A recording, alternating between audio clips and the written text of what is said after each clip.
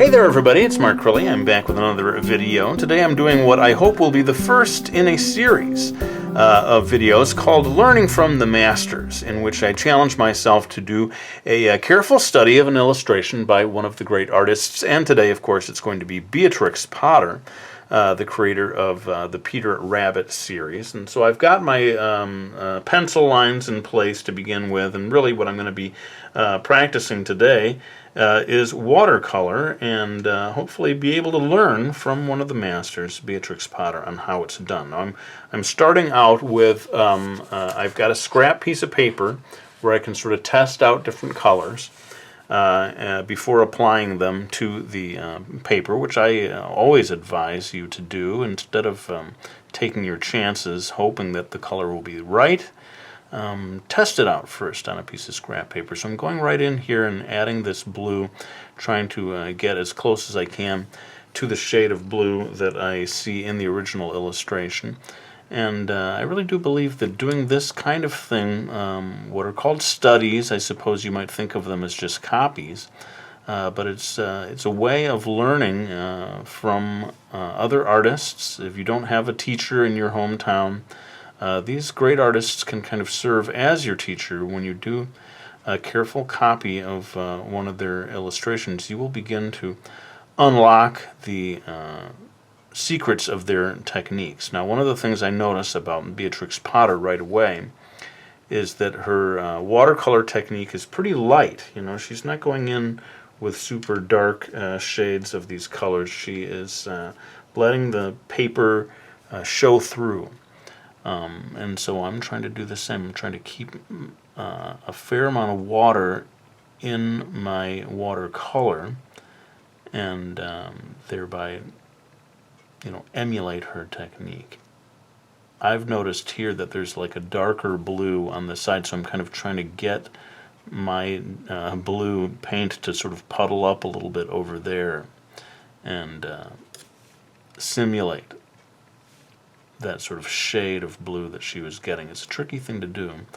And, you know, the goal is not maybe to do an absolutely faithful 100% copy. It really is a learning exercise. So I would differentiate. You know, this is not like the realism challenge where it's all about getting a final result where people say, boy, I can't tell the difference between the original and your copy. You know, it's really not about that. It's supposed to be more about learning.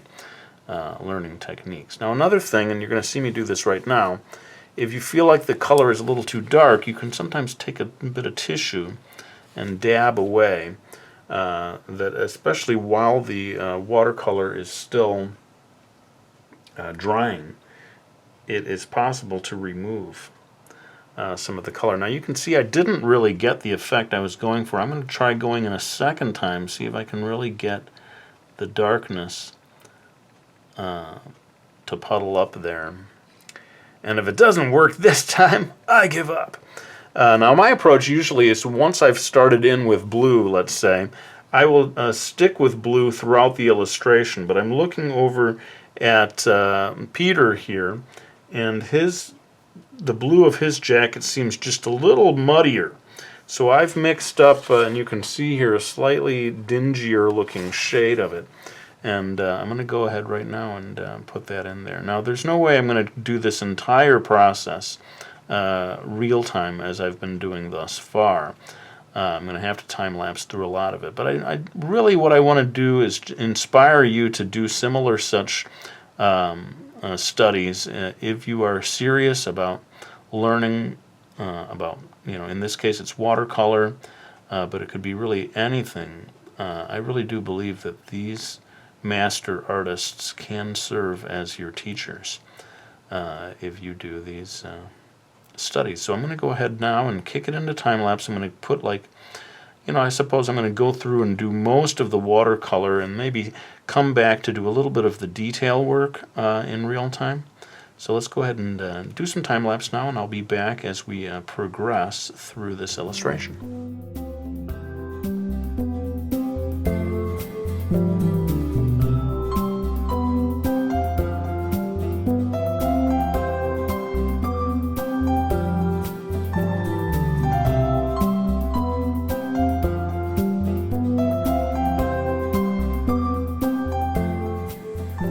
Alright, so I thought I'd come in here now that I'm switching to doing the detail work and talk a little bit about what I'm doing, adding the sort of furry texture on top of that base layer. Now that's a way that I work in watercolor quite a lot, is to get a base layer in place of a sort of a more flat color, and then I save this sort of detail like fur and so forth for a little later in the process.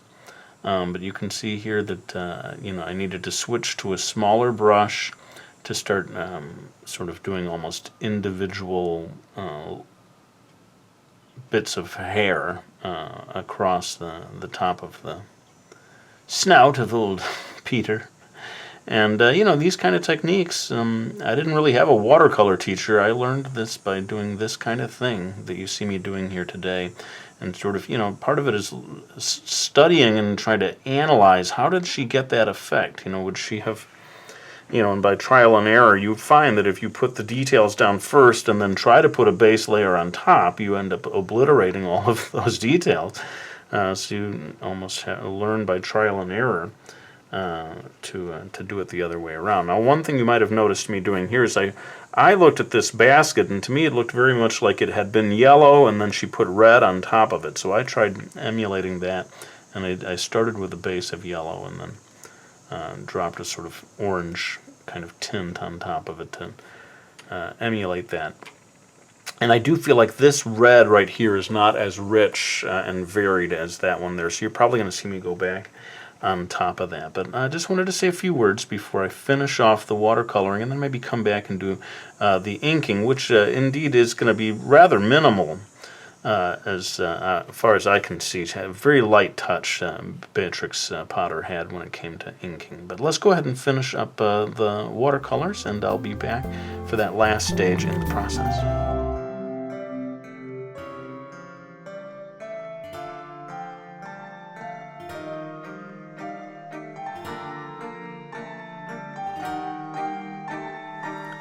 Alright, well, there still may be more watercolor work left to do, but I'm going to come in now with a Crow Quill dip pen. Now, it's been a while since I did a video that involved one of these. It's not my pen of choice. Normally I'm using something a little more modern, but I felt it was pretty safe to say that Beatrix Potter would have used a pen something like this, a dip pen, when she did this book, as it was published way back in like 1902 or something. And you can see in the line quality that she gets, actually, that it is almost certainly a dip pen. There's something about those scratchy lines. And sometimes, every once in a while, like right here, I don't know if you can see this, I feel like she maybe pushed down just a little bit more there. Again, I'm not super skillful in using dip pens, and so this is good practice for me, frankly.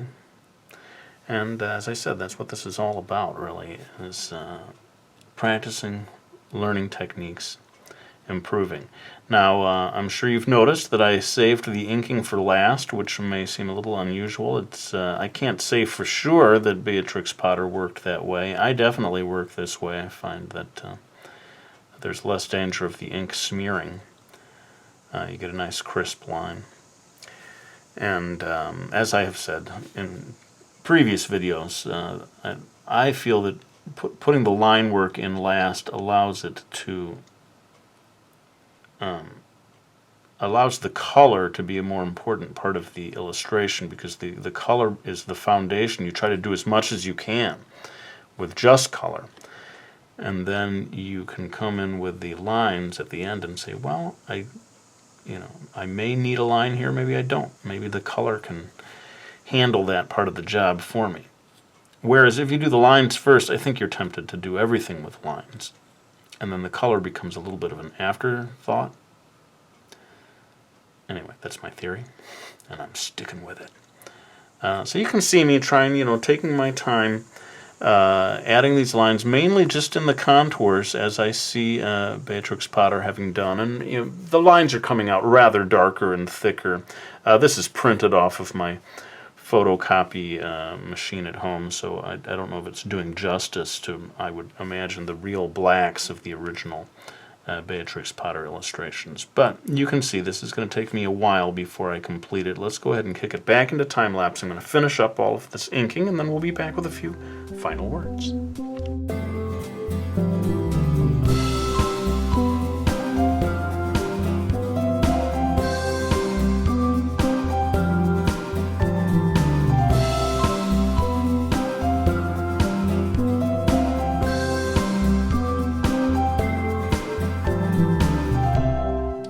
Alright, well that brings us to the end of the illustration. Let me know what you thought of this video. I'd love to do more of them. It certainly was a good practice session for me, especially when it comes to using this dip pen. I'm not so good at it, and I was struggling all the way through. Shows me that I really need to practice a little bit more. But for now, let me go ahead and thank anyone who has supported me by getting any of my books, like the Realism Challenge, my book on hyper-realistic illustrations, The Drawing Lesson, a graphic novel that teaches you how to draw, Chibi, my book devoted 100% to chibi illustrations, and of course Mastering Manga, the book that started it all.